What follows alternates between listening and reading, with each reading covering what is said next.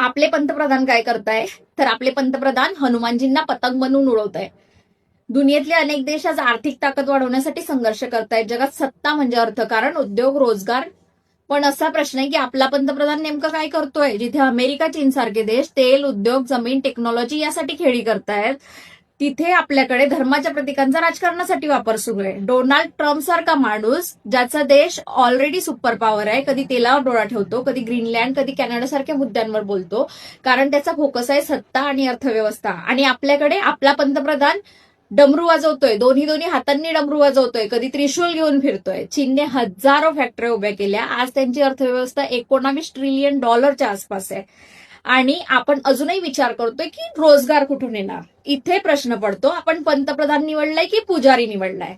आधी राम मंदिर उद्घाटनाच्या वेळी एका लहान मुलाला राम बनवून ते मंदिरात घेऊन गेले, तेव्हा त्यांनी श्रीरामांचा अपमान केला. आज हनुमानजींना ते पतंग बनवून उडवताय, ते पण दुसऱ्या देशातल्या लोकांसमोर. हा मुद्दा राजकारणाचा नाही, हा श्रद्धेचा आहे. जर हेच कृत्य एखाद्या विरोधी नेत्याने किंवा मुस्लिम नेत्याने केलं असतं तर आतापर्यंत घोषणा झाल्या असत्या, आग लागली असती, हिंदू धर्म धोक्यात आला असता. मग आज प्रश्न का नाही? देवतांचा अपमान कोण करतंय हे महत्वाचं नाहीये का? धर्म हा श्रद्धेसाठी असतो, राजकीय शोसाठी नाही. देशाला रोजगार हवा, उद्योग हवा, भविष्य हवंय. त्याचं पंतप्रधानांना काहीही पडलेलं नाहीये.